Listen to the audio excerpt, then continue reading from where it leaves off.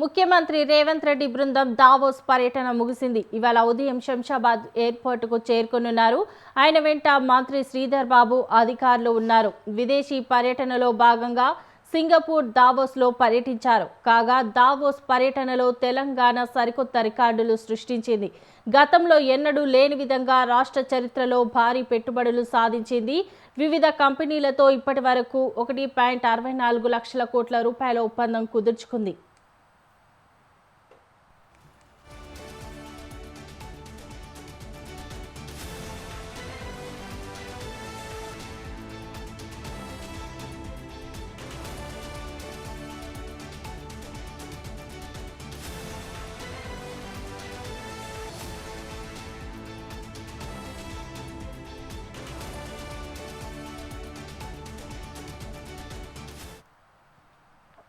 గతేడాది దావోస్ పర్యటనలో రాష్ట్రానికి 40,232 కోట్ల పెట్టుబడులు వచ్చాయి.